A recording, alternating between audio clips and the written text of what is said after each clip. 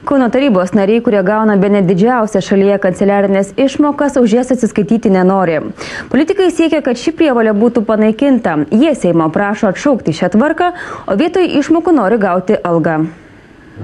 Atsiskaityti už gaunamas kanceliarinės išmokas, pinigus transportui bei telefonui turi ne tik parlamentarai. Savivaldybių tarybų nariams nuo spalio irgi reikia rinkti sąskaitas už kiekvieną išleistą litą ir jas pateikti apskaitos skyriams. Kanceliarinėms išlaidoms vietos politikai gali viršyti ir 1000 litų per mėnesį. Išmokos yra pateikiamos avansu, pervedamos į tarybos nario nurodytą sąskaitą, o paskui, kai pateiks pateisinančius dokumentus, tai ta suma, kuriai nėra pateisinančių dokumentų, reiškia grąžinama į savivaldybės biudžetą. Kauno politikai pirmieji viešai ir vieningai pasipiktino tokią tvarką. Jie reiškia nepasitenkinimą, kad sąskaitose reikia nurodyti asmens duomenis. Skundžiasi, kad nebegali kuro piltis automatinėse degalinėse, kuriuose neišduodami tokie kvitai, kokių reikia. Atsirado net tokių, kurie išsigando, kad pusmetį rinkti troleibusų ir autobusų bilietai susiglamžys.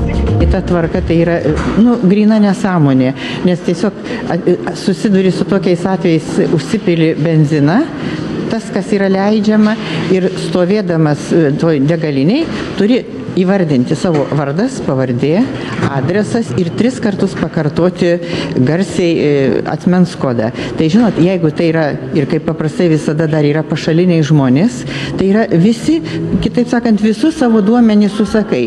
Ir jeigu toliau kas nors panaudos tuos savo duomenys, tai kas neš atsakomybę? Čia yra nesąmonė, prireiks dabar tų sąskaitų, prireiks tų čekių, sakykime, nuvažiuok į bet kurią kolonėlę, pastovėk 10 minučių ir tau ten atsinešė pusę maišo.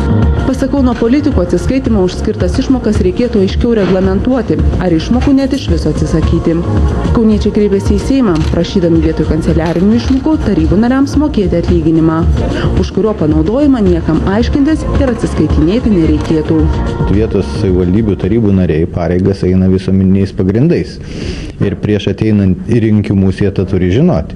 Tai nėra, reiškia, kanceliarinės išlaidas, tai yra ne už darbo santykius jie mokama alga kaip tarybos nariui, o tai yra už patirtas išlaidas vykdant tarybos nario pareigas. Kauno tarybos narių kanceliarinės išmokos vienos didžiausios šalyje. Per mėnesį jiems išmokama apie 50 000 litų. Kiekvieno politiko piniginę per mėnesį papildo apie 1200 litų. Sunkmečių kai kurių savivaldybių tarybų nariai išmokas buvo susimažinę, tačiau apie visišką jų atsisakymą prabyla tik artėjant rinkimams. Reikės tos kvitelius, tai rinksim, o jeigu ne, tai galima bus gal pervesti vaikų namams ar dar kam nors. Aš, pavyzdžiui, pasiryžęs padaryti tokį žingsnį. Aistros dėl tarybų narių išmokų kelerius metus verda ir Klaipėdos savivaldybėje. Per teismą iš buvusių ir esamų klaipėdiečių politikų siekiama susigrąžinti apie 700 000 litų galimai neteisėtų išmokų. Reporterė Kristina Karlonė, Kaunas.